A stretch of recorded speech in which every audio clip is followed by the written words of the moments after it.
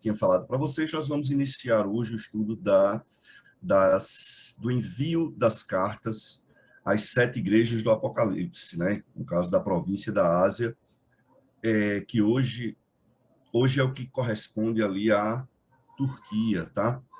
Como eu falei na semana passada, havia um intuito de se enviar essas cartas, provavelmente porque essas igrejas ficavam em pontos estratégicos para que essa mensagem possivelmente fosse transmitida para as demais igrejas. Aqui, só para vocês terem uma ideia, aqui no ponto A, onde João estava, e os demais pontos são as 7 igrejas para as quais as cartas foram enviadas. Aqui é pela sequência da citação, e nós temos também, nesses pontos azuis, algumas rotas de envio dessas, que é só para vocês se ambientarem aqui um mapa das rotas de envio dessas cartas, tá?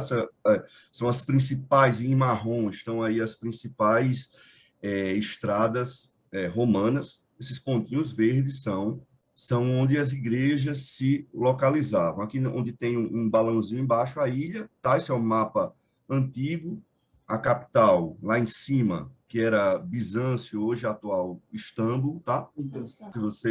Se vocês observarem nesse mapa que está aberto agora, você tem logo pertinho aqui de Laodiceia, você tem Colossos, que era uma cidade na qual também existia a igreja, tá?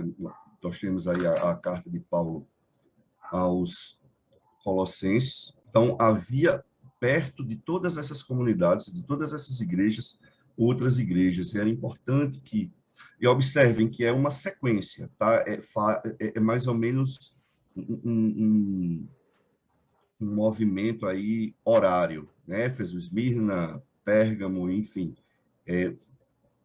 Como se fosse uma circular de fato, apesar de não ser um ciclo perfeito. Aí, hoje, esse mapa é o atual Turquia. Nós temos aqui Istambul, aqui em cima, perto da Grécia, Ankara, são as principais cidades. Esses pontinhos roxos são onde estão as igrejas atualmente. Hoje, Esmirna é aqui, Izmir, Pérgamo, Tiatira e Sardes pertencem a uma só cidade. Como é que estava no mapa? O que é importante para a gente tratar, antes de começar, que a gente entenda, é que, como foi falado nas aulas anteriores, existe o livro de Apocalipse, ele é escrito de forma paralela, e esse paralelismo ele vai progredindo ao longo dos capítulos. O Rubens mostrou um slide muito interessante lá na primeira aula, que mostrava que era a mesma história sendo contada, certo? Com acréscimos de mais detalhes, mas a mesma história sendo contada.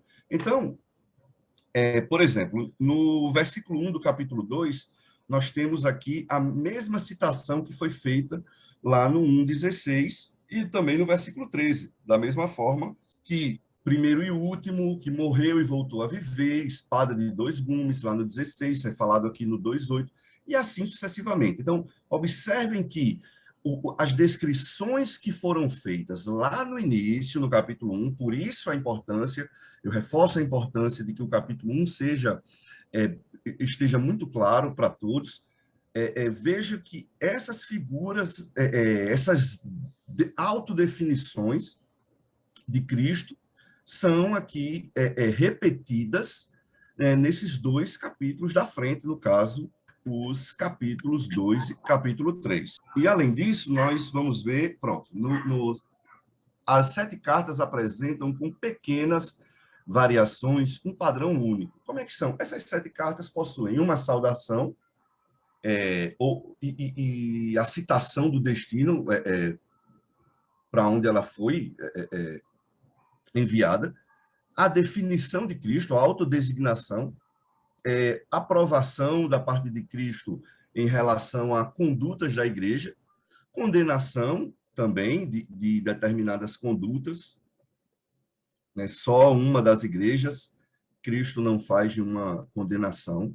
advertência e ameaça da parte de Cristo. Ó, aqui, por exemplo, lembra-se onde caíste, senão, exortação, Cristo estimulando que as igrejas ouçam a mensagem que está sendo enviada, e a promessa, por exemplo, de aqui de comer a árvore da vida, e tem outras promessas, por exemplo, a de se comer o maná escondido. Então, observem que todas elas seguem o mesmo padrão, certo? E lembrando, todas elas terminam, ouçam o que o Espírito diz às igrejas. E isso claramente aí dizendo que essa mensagem ela não é só para as igrejas da época, mas é uma mensagem que ecoa ao longo dos séculos para todas as igrejas até a volta de Cristo. Então a gente tem a primeira cidade, tá? Éfeso. Eu vou abrir aqui o texto para vocês e eu vou fazer o seguinte: como os capítulos são curtos, eu vou ler cidade por cidade para que vocês possam acompanhar melhor o texto, tá bom? Para não ler tudo de uma vez e perder alguma coisa. Não se preocupem, de uma cidade para outra são poucos versículos e assim, a gente vai trazer hoje as principais ideias concernentes aí a cada carta enviada, tá? Então, acompanhe a leitura, Apocalipse capítulo 2, versículo 1. Ao anjo da igreja em Éfeso, escreva: estas coisas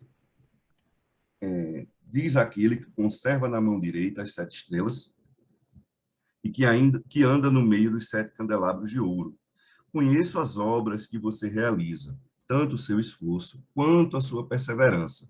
Sei que você não pode suportar os maus ou malfeitores em algumas versões, e que pôs à prova os que se declaram apóstolos e não são, e descobriu que são mentirosos. Você tem perseverança e suportou provas por causa do meu nome, sem esmorecer. Tenho, porém, contra você o seguinte: você abandonou o seu primeiro amor. Lembre-se, pois, onde você caiu. Arrependa-se e volte à prática das primeiras obras. Se você não se arrepender, virei até você e tirarei o seu candelabro do lugar dele. Mas você tem a seu favor o fato de que você odeia as obras dos nicolaítas, as quais eu também odeio. Quem tem ouvidos, ouça o que o Espírito diz à igreja. Ao vencedor darei o direito de se alimentar da árvore da vida que se encontra no paraíso de Deus.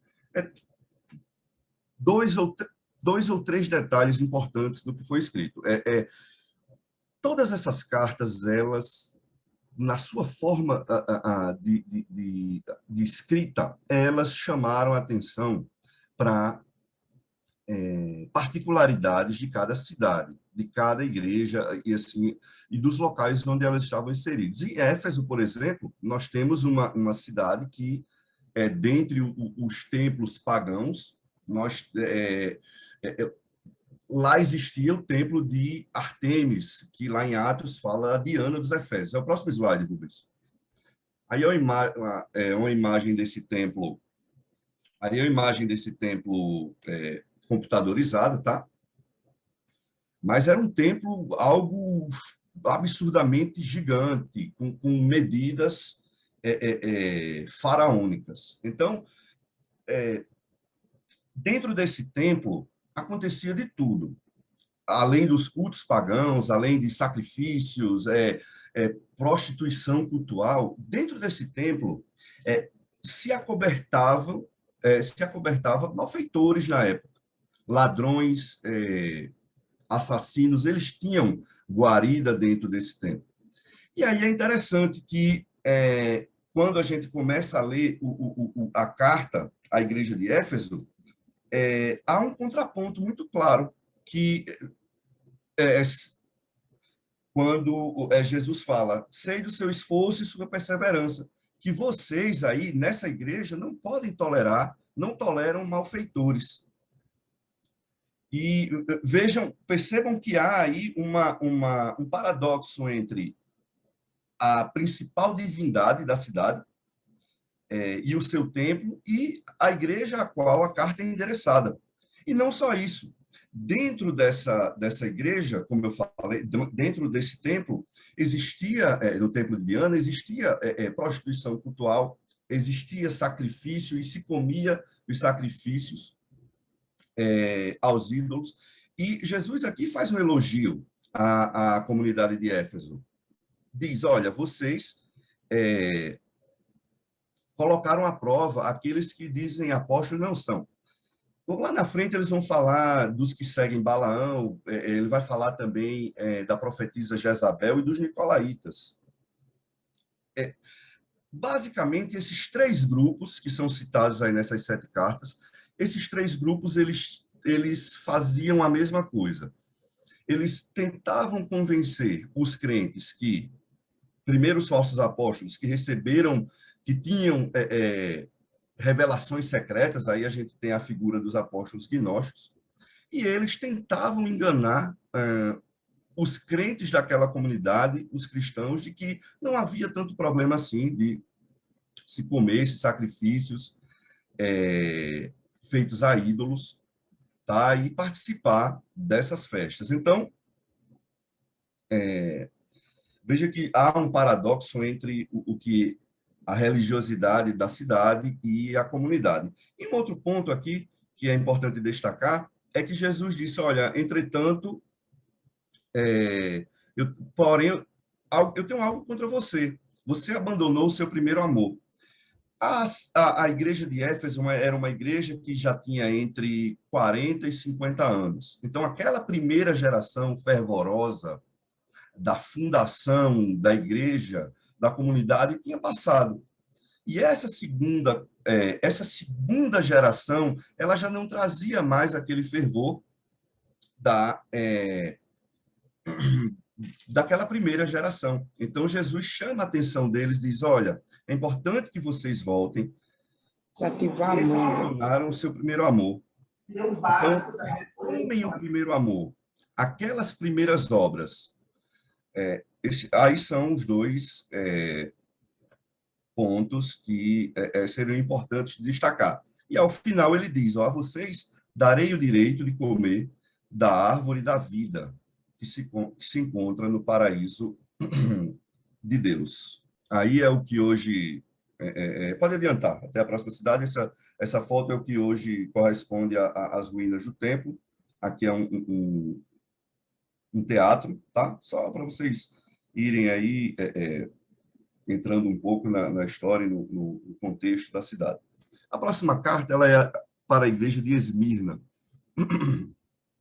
Ao anjo da igreja de Esmirna, em Esmirna escreva: estas coisas diz o primeiro e o último, que esteve morto e tornou a viver. Lembrem-se aí de que isso também foi falado lá no capítulo 1. Conheço a tribulação pela qual você está passando, a sua pobreza, embora você seja rico, e a blasfêmia dos que se declaram judeus e não são, sendo isto sim sinagoga de Satanás. Não tenha medo das coisas que você vai sofrer. Eis que o diabo está para lançar alguns de vocês na prisão, para que vocês sejam postos à prova e passem por uma tribulação de 10 dias. Ser fiel até a morte e darei a vocês a coroa da vida.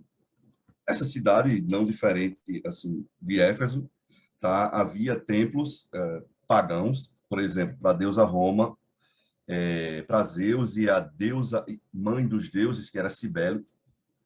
Era uma cidade rica, tá?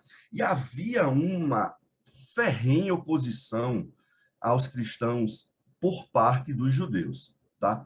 Inclusive, assim, os cristãos perdiam seus empregos, perdiam suas posições, depois as pessoas depois que se convertiam perdiam todo o seu status que possuíam, perdiam bens, enfim, propriedades. E, apesar da cidade ser rica, os cristãos eram muito pobres e sofriam essa ferrenha perseguição por parte dos judeus. Inclusive, talvez uma das perseguições aí mais conhecidas seja aí de um dos mártires do primeiro século, aí, que é Policarpo. Policarpo, história interessante, que o soldado, sendo bem rápido, o soldado chega para ele e fala, rapaz, seja velho, é só negar a Jesus, é só negar. Negue para você ficar vivo. E Policarpo diz, olha, eu servi a minha vida toda a esse homem, ele nunca me fez mal, porque eu faria mal a ele agora. Então, Policarpo serviu em Esmirna, ele era dessa cidade. Tá? Então, aqui é a primeira citação dos judeus como sendo sinagoga de Satanás, agindo por obra do maligno, perseguindo os cristãos. E o que eu falei lá no início, essa perseguição aí de 10 dias, lembrando que esses 10 dias não são literais, tá? Que é esse tempo aí que é um tempo que tem uma certa duração, tá? Um tempo determinado, não um tempo literal aí de 10 dias. Sempre depois aqui é uma praça, o que sobrou de uma praça que se chama de Ágora, chegar, pronto, Pérgamo. Ao anjo da igreja de Pérgamo escreva estas coisas, diz aquele que tem a espada afiada de 2 gumes. Conheço o lugar onde você mora, que é o lugar onde está o trono de Satanás. Sei que você conserva o meu nome e não negou a fé que tem em mim, mesmo nos dias de Antipas, minha testemunha, meu fiel, que foi morto na cidade de vocês, aí onde Satanás habita. Tenho, porém, contra vocês algumas coisas. Estão aí em seu meio os que sustentam as doutrinas de Balaão, o qual ensinava Balaque a armar ciladas diante dos filhos de Israel, para que comessem coisas sacrificadas aos ídolos e praticassem a prostituição. Além disso, estão também aí em seu meio os que seguem a doutrina dos nicolaítas. Portanto, arrependa-se, senão irei até aí sem demora e lutarei contra eles com a espada de minha boca. Quem tem ouvidos, ouça o que o Espírito diz às igrejas. Ao vencedor darei o maná escondido, também lhe darei uma pedra branca, e sobre essa pedrinha um novo nome escrito, o qual ninguém conhece, exceto aquele que recebe. Essa aqui é um desenho, tá? Da cidade de Pérgamo, como é que ela era na antiguidade. E quando Jesus fala que ele sabe, que ele conhece essa cidade onde Satanás habita, é importante chamar a atenção para uma coisa. Nessa cidade havia pelo menos 2 santuários principais, que era o santuário de Zeus e o santuário de Asclépio. Quem lembra de Asclépio lembra daquela serpente lá da medicina. E quando a gente pensa nesses santuários, pelo menos eu pensava que a gente pensa no tamanho de uma igreja, mas não. Essa de Asclépio, por exemplo, existia um pátio que tinha quase 1 quilômetro. Dentro desse santuário tinha um templo. Então, assim, as pessoas iam até esse santuário procurar a cura. E quando Jesus fala sobre local onde Satanás habita, pode ser, e trono de Satanás, pode ser não só pelo fato da serpente representar Asclépio, quanto o formato da cidade, que tinha, ao longe, ela tinha um formato de trono. Mas a verdade é que, pela idolatria, pelo paganismo presente nessa cidade, Cristo dizia que essa era a cidade onde Satanás habitava. E ele chama atenção, mais uma vez, aqui para aqueles que seguem os ensinos de Balaão, os ensinos enganosos e dos nicolaítas. Os nicolaítas, nós vamos assumir que eram pessoas que desvirtuavam, que distorciam o ensino correto, estimulando aí os cristãos a participarem de paganismo, não só em termos de alimento, de comida sacrificada a ídolo, como também da prostituição presente aí nesses rituais pagãos. Mas aí há muita discussão desses nicolaítas, se eram seguidores de Nicolau, que era um judeu convertido, se se relaciona ao significado da palavra Nicolaus, que é enganador, que é enganação, ou simplesmente se eram seguidores de apóstolos gnósticos, tá? Aí Jesus diz assim: ao vencedor darei o maná escondido. Esse maná escondido nada mais é, meus irmãos, que aquele mesmo pão da vida sobre o qual ele falou. São verdades que não são visíveis a olho nu, mas são verdades espirituais. Então, a mesma relação que há entre esse pão, esse maná escondido, ao vencedor, que o vencedor receberá, está a mesma relação da água da vida, que quem beber não terá mais sede, e aquele pão da vida, que ninguém terá fome. Partindo para a próxima, a igreja, que é a carta à igreja em Tiatira. Você pode adiantar, aí são algumas ruínas, tá? Depois eu vou mandar essa apresentação de algumas cidades, vocês vão perceber que tem pouquíssima coisa. Isso aqui é o altar de Zeus e Atenas, tá? Isso aqui está num teatro, está num museu na Alemanha, e era mais ou menos assim, de acordo com a arqueologia e com o que se está registrado, tá? Esse aqui é a foto do que sobrou do santuário lá de Asclepion, que eu tinha falado. Então, carta à igreja em Tiatira. Ao anjo da igreja em Tiatira, escreva: essas coisas diz o Filho de Deus, que tem os olhos como chama de fogo e os pés semelhantes ao bronze polido. Conheço as obras que você realiza, o seu amor, a sua fé, o seu serviço, a sua perseverança e as suas últimas obras, mais numerosas do que as primeiras. Tenho, porém, contra você o fato de você tolerar que essa mulher, Jezabel, que se declara profetisa, não somente ensine, mas ainda seduza os meus servos, a praticar a prostituição e a comer coisas sacrificadas aos ídolos. Dei-lhes tempo para que se arrependesse, porém, ela não quer se arrepender de sua imoralidade. Eis que farei com que fique acamada e trarei grande tribulação aos que com ela adulteram, caso não se arrependam das obras que ela incita. Matarei os seus filhos e todas as igrejas saberão que eu sou aquele que sonda mentes e corações. Retribuirei a cada um de vocês segundo as suas obras. Digo, porém, aos demais de Tiatira, a todos aqueles que não seguem essa doutrina e que não conheceram, como eles dizem, as coisas profundas de Satanás. Não porei outra carga sobre vocês. Tão somente conservem o que vocês têm, até que eu venha. Sobre o que é falado sobre Jezabel, a verdade é que essa Jezabel se assemelha muito a Jezabel lá dos tempos de Elias, do rei Acabe. Ela também ensinava paganismo, ela fomentava o paganismo, e as pessoas estavam se deixando levar. E Cristo, ele aqui quando ele fala, ele diz: olha, eu vou trazer destruição para não só para ela, caso não se arrependa, mas para aqueles que se deitam com ela, para aqueles que se envolvem na prostituição que ela prega, que ela defende, tá? E um ponto importante, dando continuidade, quando Jesus diz a todos aqueles que não seguem essa doutrina, no caso a doutrina de Jezabel, e que não conheceram, como eles dizem, as coisas profundas de Satanás.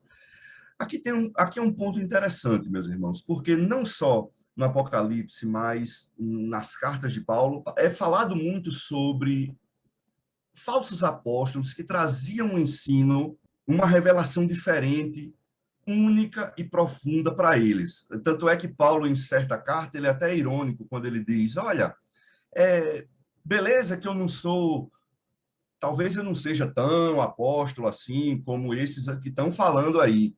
Por quê? Porque os apóstolos gnósticos, eles traziam, eles se diziam detentores e receptores de revelações profundas que foram dadas somente a eles e a mais ninguém. E talvez aqui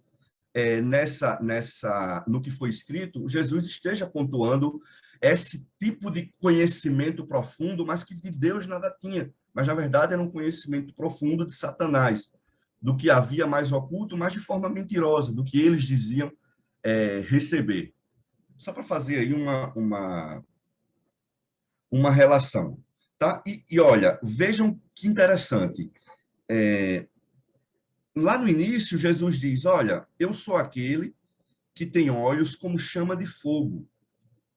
Vejam, e aqui Jesus fala nessa profundidade desse conhecimento, daqueles que não se deixaram levar pela sedução de terem esse conhecimento profundo. Jesus, sim, com a mente, com os olhos de fogo, como chamas de fogo, é que consegue sondar mente e corações, é que consegue sondar no mais profundo, diferente do que era falado, do que era estimulado por qualquer apóstolo, por qualquer heresia ou por qualquer rito pagão. Certo? No finalzinho da aula, eu volto só para um ponto que eu acabei não falando de uma das igrejas anteriores. Acabou pulando, mas aí eu falo para vocês, tá? Vamos dar continuidade. Deixa eu só localizar aqui. Na igreja que ele fala do... Só um minutinho. Bom, daqui a pouco a gente retoma essa parte, tá? Continuando, a igreja em Sardes, carta à igreja em Sardes. Já estamos chegando. Aqui essa é do capítulo 3, tá? Versículo 1.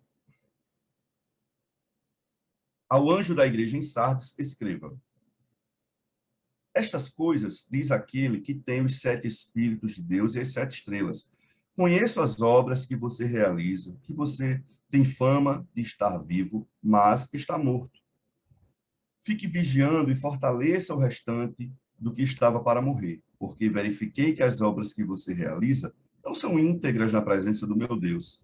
Lembre-se, pois, do que você recebeu e ouviu, guarde-o e arrependa-se. Se você não vigiar, virei como ladrão, e você, de modo nenhum, saberá em que hora virei contra você. Mas você tem aí em Sardes poucas pessoas que não contaminaram as suas vestes. Elas andarão comigo vestidas de branco, pois são dignas. O vencedor será assim, vestido de branco, e de modo nenhum apagarei o seu nome do livro da vida. Pelo contrário, confessarei o seu nome diante do meu Pai e diante dos meus anjos. Quem tem ouvidos, ouça o que o Espírito diz às igrejas. Essa cidade de Sardes tem algo muito interessante na história dela que se liga ao que está escrito. Essa cidade, ela ficava a 500, 600 metros acima do nível do mar. Na verdade, eram duas cidades. Tinha essa primeira, mais alta, e tinha uma que ficava embaixo. Essa mais alta, ela tinha uma fama de que era uma cidade a qual era praticamente impossível de se invadir. Então, existia o orgulho do exército dessa cidade de que ela era uma fortificação que não conseguia ser invadida. E interessante, conta-se a história que um soldado de Sardes deixa o seu capacete cair, penhasco abaixo, e volta para pegar. No que ele volta para pegar, o exército inimigo percebe: olha, se esse camarada desceu de lá, ele vai voltar. E aí é quando Antíoco ele invade, então, um pouco depois, essa cidade. E logo depois dessa cidade aconteceu, lá por volta de 17, depois de Cristo, essa cidade passou por um terremoto. Então, vejam que o que está escrito se relaciona um pouco com a história da cidade, quando se fala o seguinte: fique vigiando e fortaleça o restante que estava para morrer. Em termos Jesus, então, ele faz essa comparação dos termos históricos com a vida cristã que essa cidade levava. Era uma igreja que passava por pouca perseguição, obviamente, porque não fazia diferença na cidade onde estava. Tá? Então, por isso que Jesus diz, olha, vocês parecem estar vivos, mas estão mortos. Ou seja, vocês estão só de pé, vocês são uma igreja nominal. Há alguns entre vocês aí que não se contaminaram, aos quais eu darei, no caso, o vencedor, eu darei o direito de andar comigo vestido de branco. E de modo nenhum apagarei o seu nome do livro da vida. Esse aqui é outro ponto muito importante que a gente entenda, porque nada se está falando de perda de salvação. Essa aqui relaciona-se a duas práticas que eram muito comuns à época. Primeiro, falando em livros em relação aos judeus, lá nos tempos, lembrem-se de que lá em Neemias se relacionou aqueles que voltaram, foram escritos os nomes daqueles que voltaram do cativeiro. E lá em Ezequiel,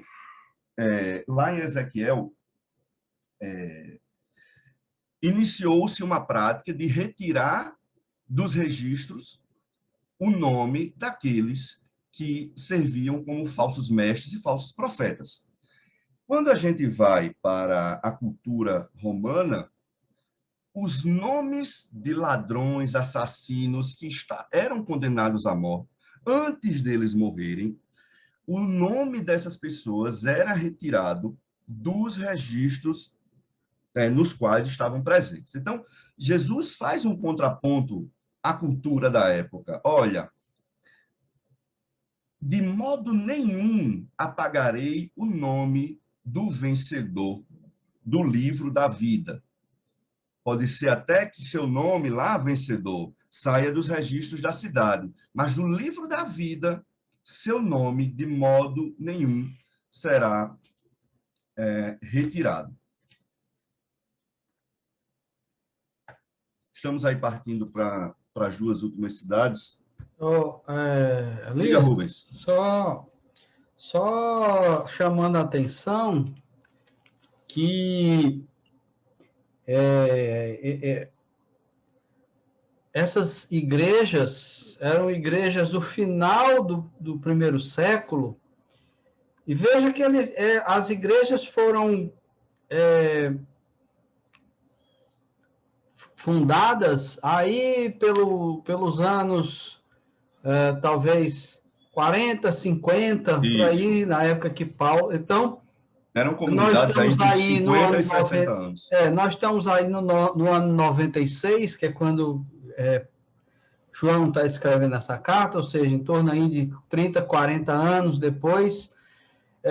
Veja que 30, 40 anos depois, você tem igrejas já se desviando, igrejas já abandonando o Senhor, igrejas se tornando simplesmente nominais, cristãos nominais. Perfeito. Igrejas nas quais os crentes estavam indo participar dos festivais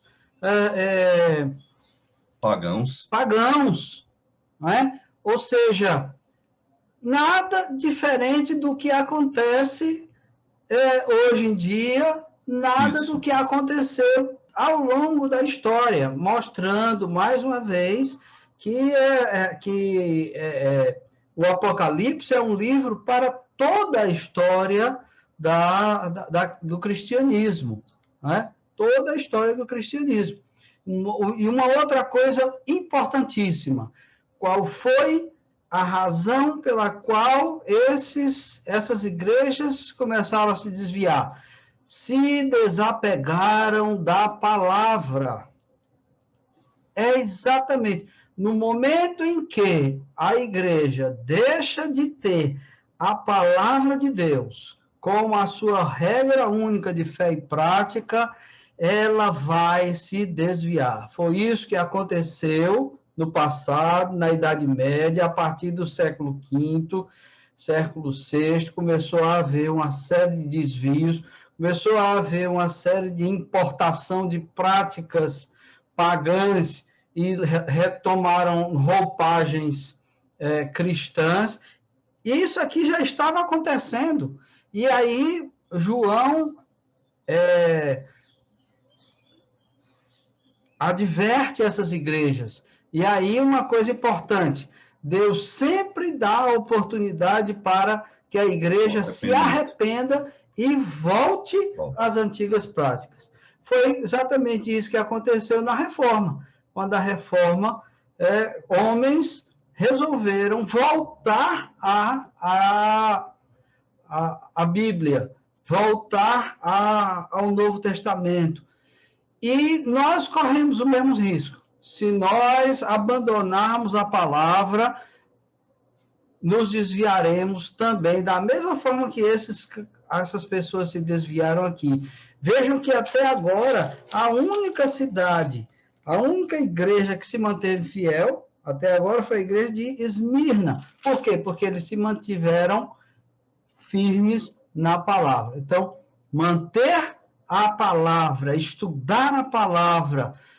Daí porque nós temos uma importância enorme, nós damos uma importância enorme à escola dominical para estudar a Bíblia, para que doutrinas estranhas não venham a nos seduzir. E interessante, Rubens, você falar que, assim, usar como regra de fé e prática, né? Porque Éfeso estava usando só a primeira parte.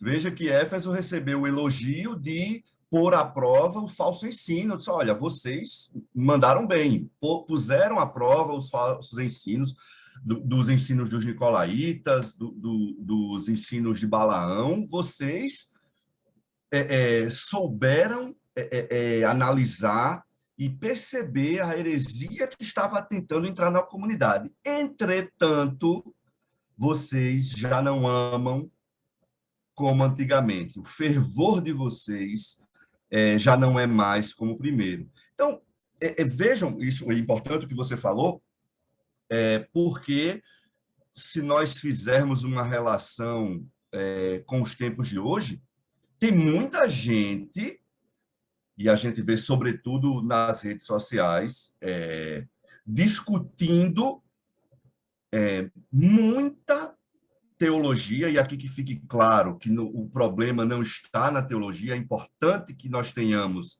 embasamento teológico para estudar a Escritura, porque isso aclara a nossa leitura, isso reforça aquilo que nós cremos, mas tem pessoas que, pela discussão em si, simplesmente são sem misericórdia para aqueles que pensam diferente, não ensinam em amor. Então, demonstram obras diferentes daquilo que eles defendem com um tanto afinco. Então, era o que estava acontecendo, por exemplo, na igreja de Éfeso. Para vocês terem ideia, uma dessas igrejas, que eu acho que foi eu tenho que verificar, mas foi Tiatira. Uma dessas igrejas era tão rica, uma delas era tão rica que simplesmente vivia como se não precisasse mais de nada. Inclusive, uma delas, lá por volta dos anos 60, eu creio que seja a próxima aqui que nós falaremos, eu tenho que verificar, mas uma delas teve passou por um terremoto nos anos 60 e simplesmente, uma das cidades, simplesmente recusou a ajuda financeira. Ela recusou a ajuda financeira, de tão rica que a cidade era. Então, eu acho que é essa próxima cidade aqui que nós leremos, Filadélfia ou Laodiceia, tenho que verificar. Laodiceia, né? Isso, pronto. Laodiceia passou por um terremoto e mais recusou a ajuda financeira. Era uma cidade riquíssima. E uma cidade na qual as pessoas simplesmente achavam que não precisavam mais de nada. E só para, antes de dar continuidade, numa das igrejas se fala que ao vencedor, o vencedor receberá o direito de receberá o direito de receberá uma pedra com um nome escrito, tá? Deixa eu só localizar. A ideia é que essa pedra é uma pedra com um cristal translúcido, como um diamante translúcido, que nele está o nome do nosso Senhor. E, ao mesmo tempo, também pode estar relacionado a os sacerdotes que usavam pedras brancas com o nome das 12 tribos, tá? Só que tinha passado despercebido esse detalhe, certo? Então, partindo agora para a penúltima igreja, a igreja em Filadélfia. Filadélfia é uma cidade que tem pouquíssima resquício histórico, arqueológico. Isso aqui, na verdade, nada tem a ver com essa imagem, nada tem a ver com a arqueologia da época, tá? As construções da época. Isso aqui, na verdade, é uma basílica de São João que foi construída lá no ano 600. Da cidade é o principal do que hoje era conhecido por Filadélfia, é o principal. Então, pode manter lá em Filadélfia. Então, vamos lá. O anjo, carta à igreja em Filadélfia. Ao anjo da igreja em Filadélfia, escreva. Lembrando que esse anjo, tá? Foi falado na aula passada. A ideia é do mensageiro que levaria essa mensagem à igreja, não um anjo literal, tá bom? Estas coisas, vamos começando. Ao anjo da igreja em Filadélfia, escreva. Estas coisas diz o santo, o verdadeiro, aquele que tem a chave de Davi, que abre e ninguém fechará, que fecha, ninguém abrirá. Aqui uma citação lá de Isaías, tá? Isso está escrito em Isaías, falando sobre essa perspectiva de chave, que abre e ninguém fecha. E lembrem-se que lá no capítulo 1, no finalzinho, é falado que Jesus tem as chaves da morte e do Hades. Conheço as obras, versículo 8. Conheço as obras que você realiza. Eis que tenho posto diante de você uma porta aberta, a qual ninguém pode fechar. Sei que você tem pouca força, mas guardou minha palavra e não negou o meu nome. Eis o que eu farei com alguns do que são da sinagoga de Satanás, desses que se declaram judeus e não são, mas mentem. Eis que farei com que venham até você, prostrem-se aos seus pés e reconheçam que eu amo você. Você guardou a palavra da minha perseverança, você guardou a palavra da minha perseverança. Por isso, também eu o guardarei da hora da provação, que há de vir sobre o mundo inteiro, para pôr à prova os que habitam sobre a terra. Venham sem demora, conserve o que você tem, para que ninguém tome a sua coroa. Ao vencedor, farei com que seja uma coluna do santuário de Deus, e dali jamais sairá. Gravarei sobre ele o nome do meu Deus, o nome da cidade do meu Deus, a nova Jerusalém que desce do céu, vinda da parte do meu Deus, e o meu novo nome.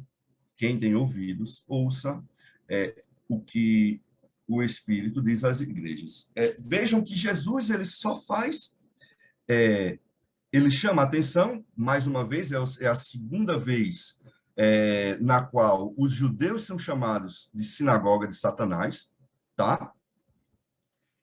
Veja que Jesus não tem admoestações a essa igreja, ele não assevera pontos negativos.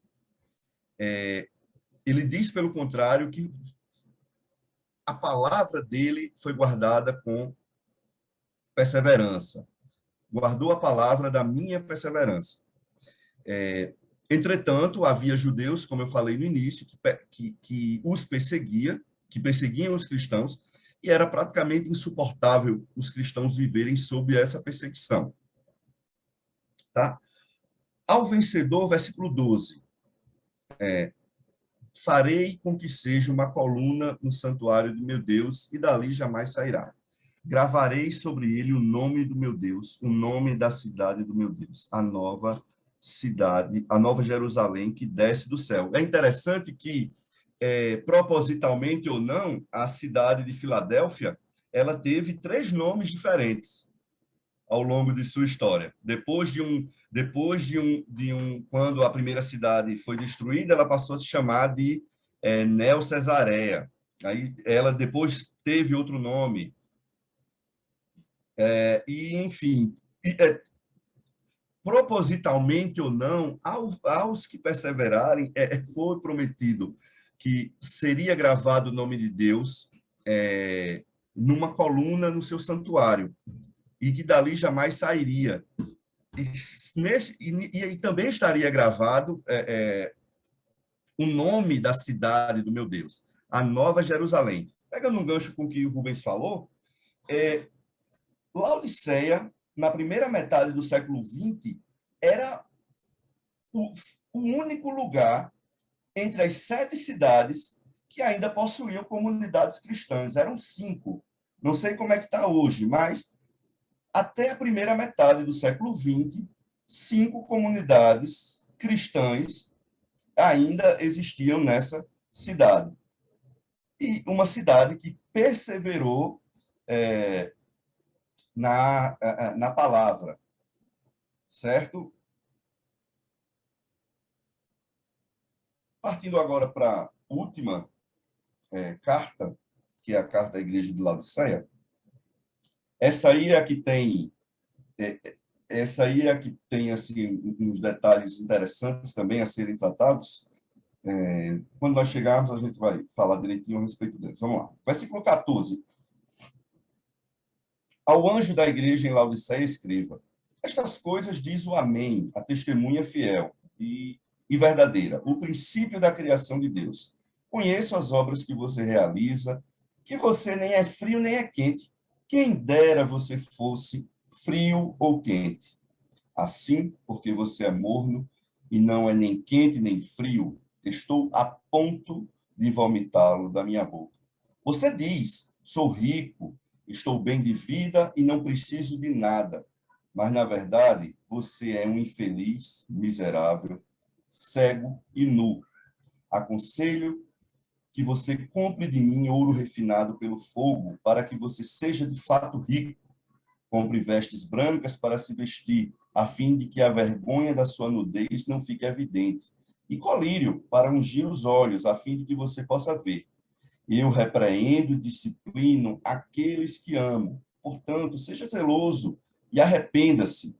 Eis que estou à porta e bato. Se alguém ouvir a minha voz e abrir a porta, entrarei em sua casa e cearei com ele e ele comigo. Ao vencedor darei o direito de sentar-se comigo no meu trono, assim como eu também venci e me sentei com meu Pai no seu trono. Quem tem ouvidos, ouça o que o Espírito diz às igrejas. Essa aqui era talvez a cidade mais rica, ela ficava numa rota na confluência de 3 estradas importantes, e era a cidade onde a coisa acontecia. Era como se fosse uma grande metrópole econômica.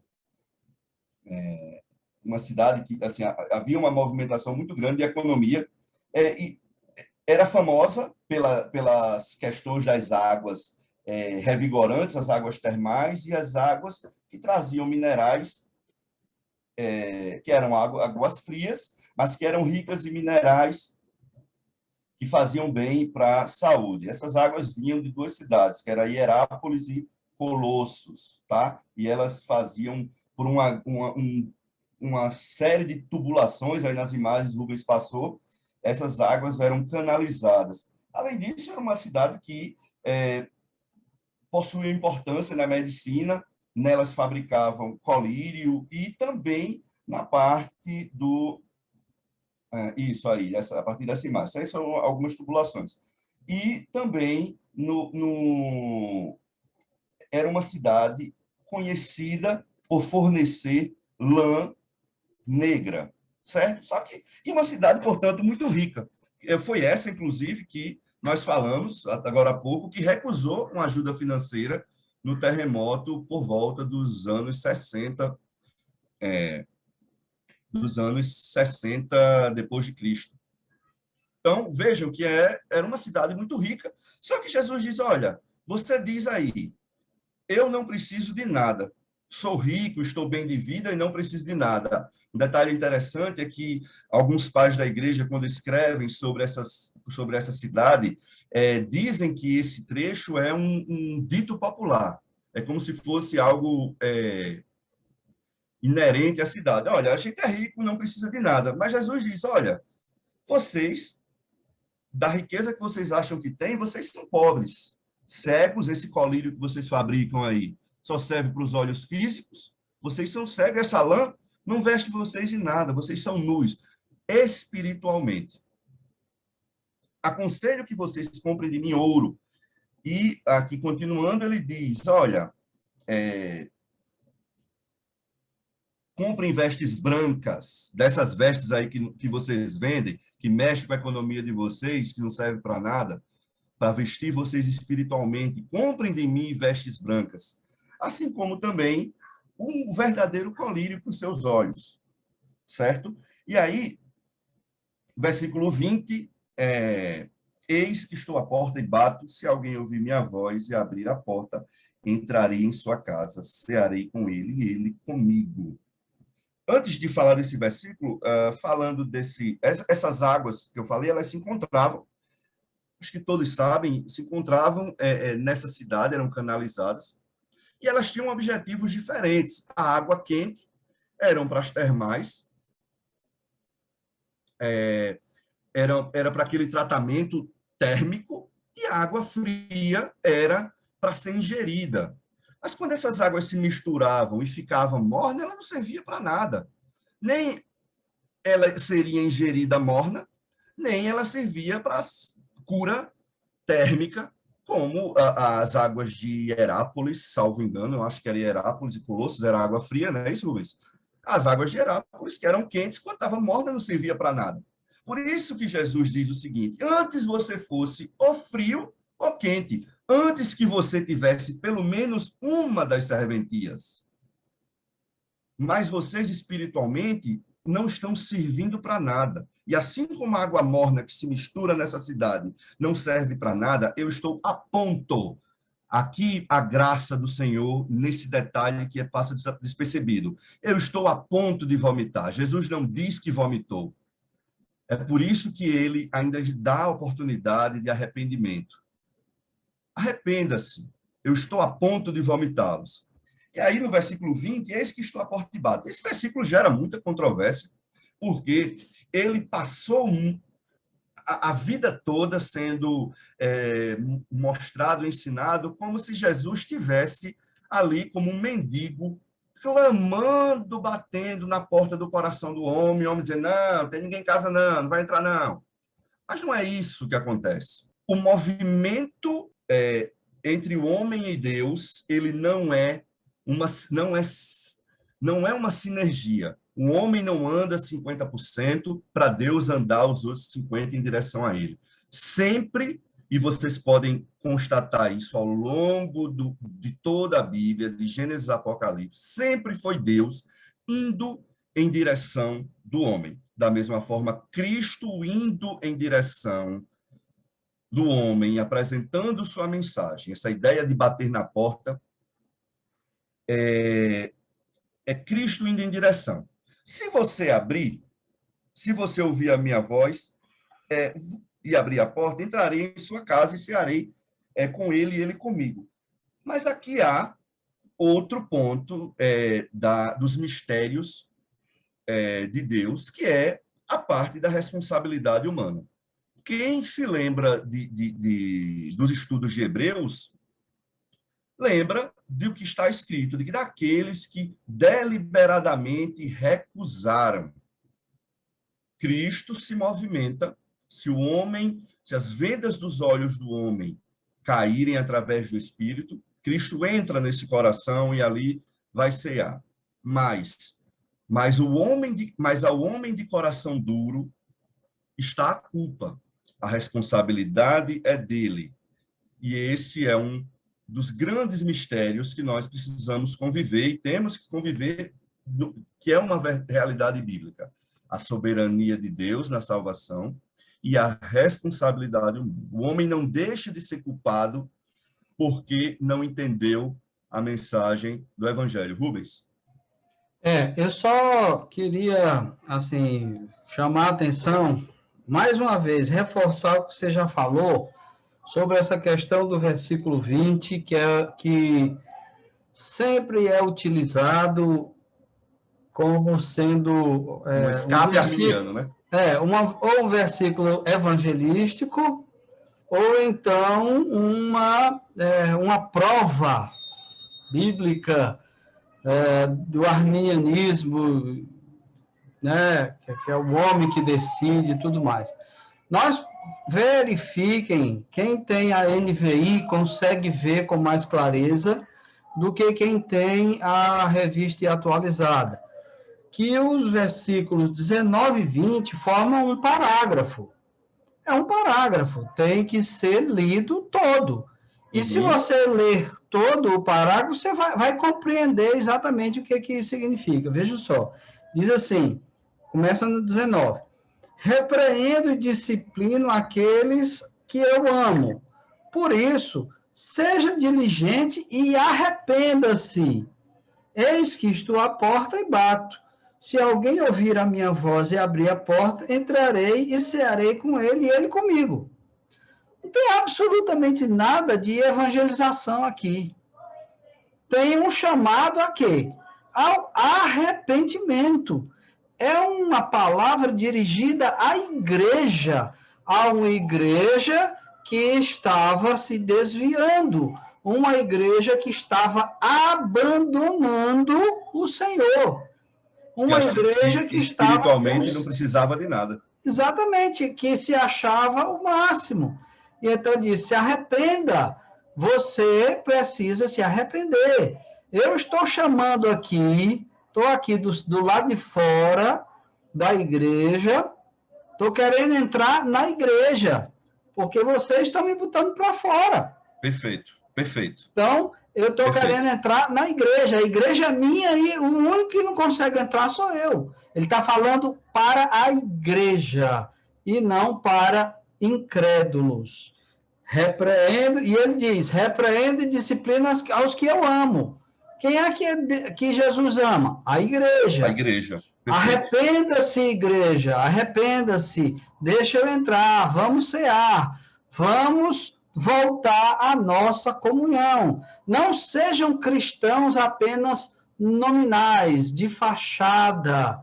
Isso leva à destruição. Perfeito. Perfeito, Rubens. E a gente, partindo agora para o final, eu retomo aí. Aí podem encerrar, Rubens, ou se quiser manter aí a apresentação, fica à vontade. Falando um pouco do que o professor Rubens falou há pouco, todas essas igrejas, meus irmãos, elas passavam por situações semelhantes a nós. Ao longo da história, nós temos igrejas que esfriaram, nós temos igrejas que permanecem ao longo do tempo. Vejam o exemplo da nossa igreja já tem mais de 120 anos, quase aí 130 anos, e tem permanecido ao longo da história fiel, tem passado por momentos difíceis, obviamente, ao longo desses anos, com certeza passou, mas tem permanecido fiel no ensino, na exposição da palavra, e da mesma forma, outras comunidades que não chegaram a 30, 40, 20, 50 anos e já se desfizeram. Vejam a Europa, por exemplo, as comunidades, as igrejas virando teatros, centros culturais que nada tem a ver com o princípio de sua criação, que foi de pregar a palavra de Deus. Então, essas igrejas do Apocalipse, todas elas, de alguma forma, representam todas as igrejas ao longo da história, até que Cristo venha. E o chamado de Cristo ficou muito claro para todos nós. Ele nos conclama ao arrependimento das práticas que estão em desacordo com a vontade dele. Ele nos exorta, ele nos apoia a permanecermos fiéis naquilo que nós temos feito de forma correta. Ele chama atenção para que a gente cuide, através do conhecimento de sua palavra e da prática, daquilo que entra ou tenta entrar na nossa igreja, nas comunidades, de forma sorrateira, para ensinar um evangelho que, na verdade, não é evangelho, né? Ensinar o que é diferente da palavra dele. Quantas comunidades nós não temos por aí? A gente poderia citar muitos nomes de falsos ensinos, barganhas com Deus, comunidades literalmente mortas que vivem nesse escambo espiritual. Deixa eu... O líder da comunidade disse, eu vou dar para receber, ou então eu vou lá para receber minha bênção. Então, comunidades que são nominais, mas que morreram há muito tempo e só estão em pé, como Jesus cita em alguma delas. Então, que o estudo dessas 7 cartas, ele nos conclame aí, que ele mexa conosco, para que a gente peça discernimento a Deus e saia, retome as primeiras obras, recupere aquele fervor daquele primeiro amor, corrija o que a gente tem feito em desacordo com sua vontade, para que ele possa trabalhar e possa nos proteger até a sua volta. Como ele disse, como ele mesmo falou numa delas, ele disse, olha, vocês aí, estão se deixando levar pelos ensinos dos nicolaítas. Se arrependam. Eu vou chegar para destruí-los. Ele prometeu. Disse, olha, esses aí não vão durar, não. Mas vocês precisam se arrepender, mesmo sabendo que eu vou destruí-los. Aí eu deixo agora aberto, são 11h15, se alguém quiser falar alguma coisa. Tem muitos detalhes, obviamente, que nós não tratamos em decorrência do nosso tempo, mas eu creio que o principal dessas 7 cartas foi exposto, e é importante que nós tenhamos em mente sempre essa ideia da história que vai sendo sempre contada com novos aditivos, de uma nova forma, mas ela vai progredindo, elas são escritas em paralelo, e isso vai progredindo até o último capítulo. Saulo, Rubens? Eu só gostaria de, mais uma vez, ressaltar a importância absoluta do apego à palavra de Deus, à Bíblia. Você citou aí o caso da Europa, né, que hoje várias igrejas são museus, são até boates, se transformaram em casas de show. Mas por que isso? Porque eles abandonaram a palavra. E como foi que eles abandonaram a palavra? No final do século XVIII, um pastor alemão chamado Friedrich Schleiermacher, querendo responder a um desafio que aconteceu, que foi o iluminismo do século XVIII, né? Final do século XVIII também, que aconteceu na França, aquele movimento chamado de os enciclopedistas, o iluminismo e tal, uma efervescência da ciência moderna, e o pessoal começou a questionar a Bíblia. Depois nós tivemos Charles Darwin com a sua proposta de evolucionismo, e então ele, ao invés de se manter firme, apegado à Bíblia, começou a relativizar a Bíblia, começou a tentar explicar a Bíblia dentro dessas perspectivas da ciência moderna. Resultado, o resultado foi o chamado liberalismo, o chamado modernismo, que fez com que as pessoas abandonassem a Bíblia, abandonando a Bíblia, abandonaram a igreja também. Resultado, as pessoas abandonaram a igreja, certo? Então, as únicas igrejas que hoje permanecem são as igrejas, né, que ainda mantêm a crença na Bíblia. Essas permaneceram. As que abandonaram a Bíblia em favor de uma nova interpretação científica, mais moderna, fecharam. Não existem mais. Então, abandonar a Bíblia significa a morte da igreja. Não podemos abandonar a Bíblia sob hipótese nenhuma. Não importa o que digam os cientistas, né? Gênesis de 1 a 11 é só conversa fiada. Não, é fato. Deus nos revelou, nós confiamos. Ponto. Rubens, eu me lembrei agora, eu tive certa vez em uma determinada comunidade, aqui da nossa cidade, e no momento dos dízimos e ofertas, que é o que você falou, não importa não só ter a Bíblia, mas aplicá-la de forma correta, né?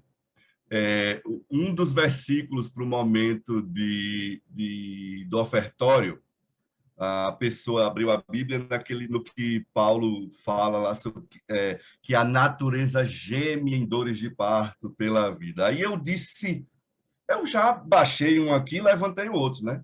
Aí eu disse, peraí. Ela fez, olha, eu li esse versículo e para mim, ele significa que a natureza de Deus é da natureza de Deus, que nós clamemos pela plenitude. E essa plenitude significa também que nós temos que nos doar plenamente. Tipo, fez um negócio, assim, deu um 180, absurdo na palavra. E eu olhei assim, não é possível uma coisa dessa. Então, vejam a forma que, no século XXI, a observância errônea da Escritura, esse versículo nada tem a ver com ofertório, nada tem a ver com causas ambientais também, assim, nem isso que poderia ser pelo menos perto, nada tem a ver.